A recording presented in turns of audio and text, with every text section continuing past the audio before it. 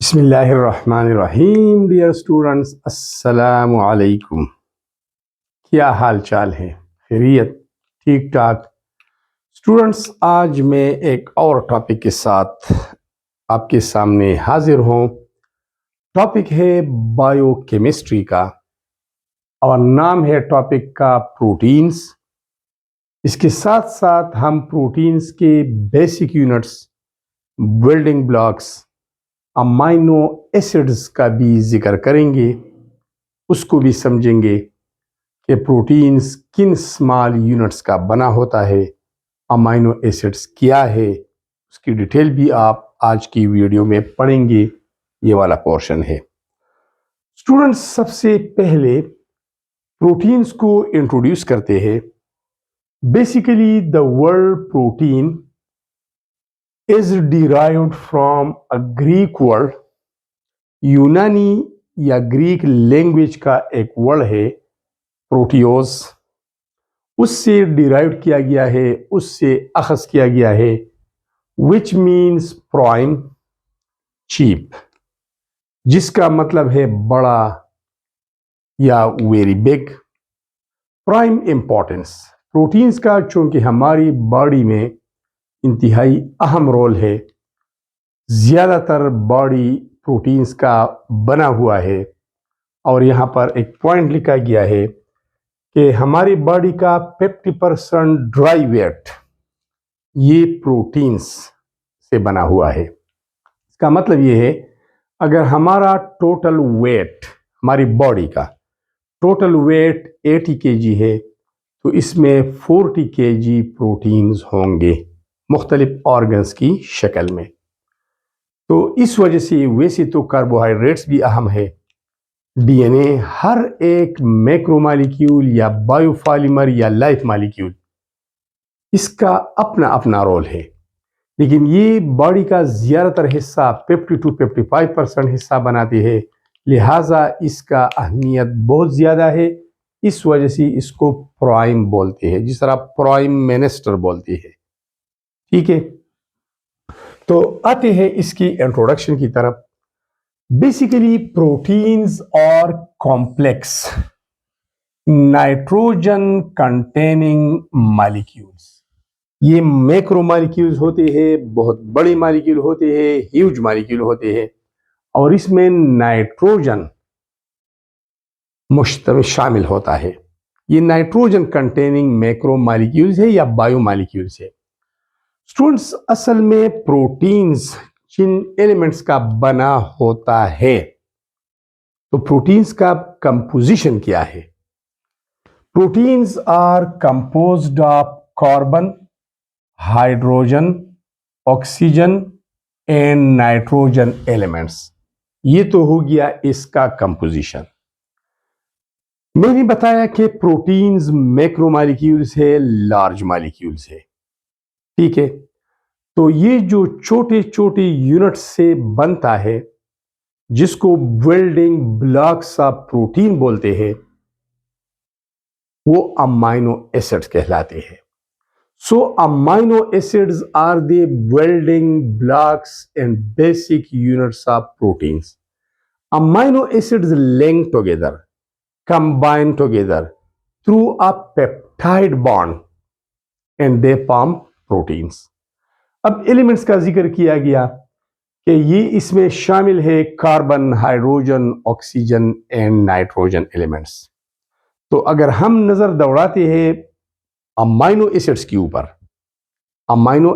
اوپر، تو یہاں دیکھیے یہ امائنو ایسڈ کا ایک جنرل فارمولا ہے، اور پروٹینز ان امائنو ایسڈ سے بنتا ہے۔ ان اسمال یونٹس کو مونومرز بولتے ہیں، اور اس کی کمبینیشن سے جو پالیمر بنتا ہے وہ پروٹین کہلاتا ہے۔ ٹھیک ہے، اس میں مختلف پارٹس ہیں، اس کو ڈسکس کرتے ہیں پہلے، پھر یہ تو تھیوریٹیکل ہے، اس کی طرف آتے ہیں واپس، لیکن یہ امپورٹنٹ ہے کیونکہ آپ ویڈیو آخر تک دیکھتے نہیں، عادت ایسا ہی ہے، تو اس وجہ سے اس اہم کو سب سے پہلے ڈسکس کرنا ہے۔ یہاں اگر آپ دیکھیے تو یہ والا پورشن یہ NH2 گروپ ہے، اس کو امائنو گروپ یا امین فنکشنل گروپ کہلاتا ہے. NH2 group is called Amin functional group. تو یہاں پر امین فنکشنل گروپ اٹیچ ہے. یہاں پر آتے ہیں یہ والا گروپ کاربونائل گروپ پلس ہائیڈروکسل گروپ. اس کو کاربکسل فنکشنل گروپ کہا جاتا ہے. تو ایک طرف امین فنکشنل گروپ ہے, دوسری طرف کاربکسل فنکشنل گروپ ہے. چونکہ امائنو ایسڈز میں دو فنکشنل گروپس ہوتے ہیں, سو اس کو by functional group organic compounds بھی بولتے ہیں. اس کے علاوہ کاربونائل کاربن کی نزدیک ایڈجسنٹ ٹو کاربونائل گروپ کاربن جو کاربن اٹیچ ہوتا ہے اس کو الفا کاربن کہا جاتا ہے. تو یہ الفا کاربن ہے. Hydrogen atom attached directly to alpha carbon is known as alpha hydrogen. یہ الفا ہائیڈروجن ہے. یہاں پر آئیے, یہاں پر R لکھا گیا ہے اور یہ آپ کو پتا ہے یہ الکائل گروپ ہے اور اس کو سائڈ چین کہا جاتا ہے. یہ میتائل بھی ہو سکتا ہے, ایتائل, پروفائل, بیوٹائل اور very long chain of carbon atoms. یہ سائڈ چین ہے اور یہ ویریبل ہوتا ہے. امائنو ایسڈ اگر ایک میں یہ الکائل گروپ آر گروپ میتائل ہے تو دوسرے میں ایتائل, پھر تیسرے میں نارمل پروفائل ہوگا, کسی اور میں کوئی اور ہوگا. تو یہ ویریبل گروپ ہے. اب سٹوڈنٹس آتے ہیں امائنو ایسڈز کی ایک اور کیٹیگری کی طرف. یہاں دیکھیے نائٹروجن کے ساتھ لون پیئر آف الیکٹران ہے اور لیوس کے نظریے کے مطابق any substance which have lone pair of electron and donate it through coordinate covalent bond during a chemical reaction is called a base. So یہ حصہ بیسک ہے, یہ امائنو گروپ بیسک گروپ ہے. اب یہاں پر آتے ہیں, یہاں پر آکسیجن کے ساتھ directly hydrogen through single کویلنٹ bond attach ہے. ٹھیک ہے, ہائیڈروجن کی الیکٹرونیگیٹیوٹی کم ہے, اس کے اوپر پارشل پازیٹیو چارج ہے اور اس کے اوپر پارشل نیگیٹو. جب یہ سنگل کویلنٹ بانڈ ٹوٹتا ہے تو یہ والا حصہ کاربکسل گروپ ہائیڈروجن آئن پرووائڈ کرتا ہے. اور ہیلس کی نظریے کے مطابق any substance which provide hydrogen ion is known as acid. تو یہ ایک ایسیڈک گروپ ہے. تو یہ والا حصہ بیسک ہے, یہ والا حصہ ایسیڈک ہے. اس میں دونوں کریکٹر موجود ہے, ایسیڈک اور بیسک. تو اسی بنیاد پر number of امائن functional group and number of کاربکسل functional group کی بنیاد پر امائنو ایسڈز تین قسم کے ہوتے ہیں. اگر number of Amin functional group and number of کاربکسل functional group تعداد میں برابر ہے تو یہ کہلاتے ہیں نیوٹرل امائنو ایسڈز. اگر نمبر آف امائن فنکشنل گروپ زیادہ ہے اور کاربکسل فنکشنل گروپ کی تعداد کم ہے کسی پروٹین مالیکیول میں تو اس کو ہم بیسک امائنو ایسڈ کہتے ہیں. اگر کاربکسل گروپ کا نمبر تعداد زیادہ ہے ایز کمپیئر ٹو امین یا امائن فنکشنل گروپ تو اس کو بولتے ہیں acidic amino acids. So on the basis of total number of امائن and کاربکسل functional groups present in amino acids, these are grouped together, these are classified into three classes: acidic amino acids, basic amino acids and neutral amino acids. یاد رکھیے یہ side چین ہے, یہ لمبا چین ہوتا ہے تو اس میں اور بھی امائن گروپ کاربکسل گروپ اٹیچ ہو سکتی ہے. اب آتی ہے there are 20 total amino acids جس میں سے 10 امائنو ایسڈز ایسے ہیں جو ہماری باڈی تیار کر سکتے ہیں and there is no need to provide into the body through food, vegetables or fruits. ضرورت اس کی نہیں ہے کہ ہم باڈی کو پرووائڈ کریں خوراک کے ذریعے. تو یہ غیر ضروری ہو گئی. تو these are called non-essential amino acids. While the other 10, these are not synthesized by our body. وہ ہمارا جسم نہیں بنا سکتے اور ضروری ہے. اگر باڈی میں اس کی کمی واقع ہو جائے تو مختلف بیماریوں کا سامنا کرنا پڑتا ہے. تو یہ ضروری ہے خوراک کے ذریعے ہم نے اس کو باڈی کو پرووائڈ کرنا ہے. ایسا خوراک ہم نے کھانا ہے جس میں یہ امینو ایسڈ موجود ہو چونکہ ضروری ہے. that's why these are called essential amino acids. So there are 20 amino acids. Out of them 10 are called essential ضروری and the other 10 are called non-essential. اب اسٹوڈنٹس آتے ہیں ایک اور کلاسیفیکیشن کی طرف اس امائن گروپ کی پوزیشن کی بنیاد پر کہ یہ کون سے کاربن کے ساتھ ڈائریکٹلی اٹیچ ہے. اگر یہ امائن گروپ الفا کاربن کے ساتھ ڈائریکٹلی اٹیچ ہے تو اس کو کہتے ہیں الفا امائنو ایسڈز. اگر یہ اٹیچ ہے بیٹا کاربن اس کاربن کے ساتھ اگر یہاں پر ایک اور آ جاتا ہے تو next to alpha carbon is called beta, next to beta is گیما and then delta. Carbon atom nearest to carbonyl carbon is called alpha and next to alpha is beta, then gamma, then delta and so on. جب امائن group alpha carbon کے ساتھ attach ہوتا ہے تو یہ alpha amino acid ہے. اگر یہ اٹیچ ہوتا ہے بیٹا کاربن کے ساتھ تو پھر ان امینو ایسڈ کو بیٹا امینو ایسڈ بولتے ہیں. اب اگر یہ اٹیچ ہے گیما کاربن کے ساتھ then these are called gamma amino acids. Student ایک اور بات اور وہ یہ ہے کہ یہ پورشن ایسڈک ہے یہ پورشن بیسک ہے. اگر یہ ہائیڈروجن یہاں سے ڈیٹیچ ہو جاتا ہے تو آکسیجن کے اوپر نیگیٹو چارج آ جاتا ہے. یہ ہائیڈروجن یہاں آ کے نائٹروجن کے لون پیر کے ساتھ تھرو کوآرڈینیٹ کوولنٹ بانڈ اٹیچ ہوتا ہے ہو سکتا ہے تو یہاں پر نائٹروجن کے اوپر پازیٹیو چارج آ جاتا ہے. تو اس مالیکیول کے ایک حصے کے اوپر پازیٹیو چارج آتا ہے اور دوسری کے اوپر negative charge. This ion is called زویٹر آئن. زویٹر اصل میں جرمن ورڈ ہے اور اس کا مطلب ہے ہائیبریڈ جس میں دوغلا پن ہوتا ہے جس میں دونوں کریکٹر ہوتے ہیں. So a molecule having two oppositely charged ends, ایک اینڈ کے اوپر نیگیٹو چارج دوسری کے اوپر پازیٹیو چارج, اس کو ہائیبریڈ کہتے ہیں, اس کو زویٹر آئن کہتے ہیں جو کہ ایک جرمن ورڈ ہے.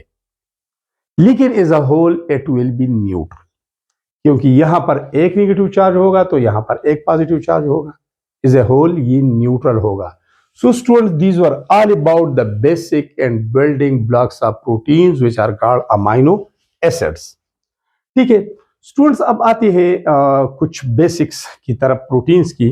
سب سے پہلی والی بات یہ ہے کہ these are complex organic compounds and they contain nitrogen atom. Composition کی بات کی گئی کہ they contain carbon, hydrogen, oxygen and nitrogen elements. اب آتے ہیں پروٹینز کی ایک اور پراپرٹی کی طرف. Proteins are present in all animals, plants and virus. Virus میں بھی موجود ہوتے ہیں, پلانٹس میں بھی اور اینیملز میں بھی. اس کے علاوہ proteins are found in our muscles. ہماری مسلز پروٹینز کے بنے ہوتے ہیں. Bonus, skin and here. اس کے علاوہ نیل جو ناخن ہوتے ہیں یہ بھی پروٹینز کے بنے ہیں. Hooves in the animals, horns in the animals. اس کے علاوہ فبرینوجین ایک پروٹین ہے جو بلڈ کلاٹنگ میں مدد دیتا ہے. اس کے علاوہ ہیموگلوبن ایک پروٹین ہے جو آکسیجن کیریئر ہے. آل سیلز آف دا باڈی کو آکسیجن کیری کر کے پرووائڈ کرتا ہے. ملک میں ایک پروٹین ہوتا ہے جس کا نام کیسین ہے. جب ہم ملک کو ہیٹ کرتے ہیں تو اس کے اوپر ایک لیئر بن جاتا ہے. وہ کیسین کی وجہ سے لیئر کیوں بن جاتا ہے؟ جب ہم انڈے کو ہیٹ دیتے ہیں تو وہ بھی سکڑ جاتا ہے. کیوں؟ یہ پروٹینز کی خاصیت ہے, یہ کولائڈز کی خاصیت ہے. جنرلی سبسٹانسز ایکسپینڈز آن ہیٹنگ. جب کسی چیز کو ہم ہیٹ دیتے ہیں تو پھیلتے ہیں, اس کا والیوم زیادہ ہو جاتا ہے. لیکن پروٹین کنٹریکٹس آن ہیٹنگ, پروٹین کنٹریکٹس آن ہیٹنگ. تو اسی وجہ سے ایگ کو جب ہیٹ دیا جاتا ہے تو سکڑتا ہے. اس طرح ملک کو جب ہیٹ دیا جاتا ہے تو اس کے اوپر لیئر بن جاتا ہے, وہ پروٹین کا لیئر ہوتا ہے کیسین. اسٹوڈنٹس, اس کے علاوہ the most abundant molecules present in the body are proteins and they form about 50-55% dry weight of the body, جو انٹروڈکشن میں بات کی گئی. اب یہاں پر آتے ہیں, naturally proteins are naturally occurring macro molecules. Macro means very big. یہ قدرتی بڑے بڑے لارج سائز والی مالیکیولز ہوتے ہیں. مثلا ہم دیکھ سکتے ہیں, نیل ہم دیکھ سکتے ہیں, ہیئر ہم دیکھ سکتے ہیں. تو یہ بڑے مالیکیولز ہیں جو نظر آ سکتے ہیں. دیز آر پولی ایمائڈس. ایک کیمیکل لحاظ سے یہ پولی ایمائڈس ہوتے ہیں. The word poly means many. Amide is a functional group. یہاں پر میں ذکر کر رہا ہوں. They contain amide functional group. That's why these are called amides. چونکہ amide functional group بہت زیادہ ہوتے ہیں. چونکہ protein combination of amino acid سے بنتا ہے, تو اس وجہ سے اس میں بہت سارے ایمائڈز گروپ ہوتے ہیں. ٹھیک ہے, That's why these are called polyamides. اب polyamide functional group کیا ہے؟ Carbonyl group along with amine group is called amide functional group. Us کاربونائل group کو آپ اس طرح بھی لکھ سکتے ہیں. اور اگر یہاں ایک ہائیڈروجن یہاں سے ہٹایا جاتا ہے اور ایک ہائیڈروجن اٹیچ ہوتا ہے نائٹروجن کے ساتھ, پھر بھی یہ ایمائڈ فنکشن گروپ ہے.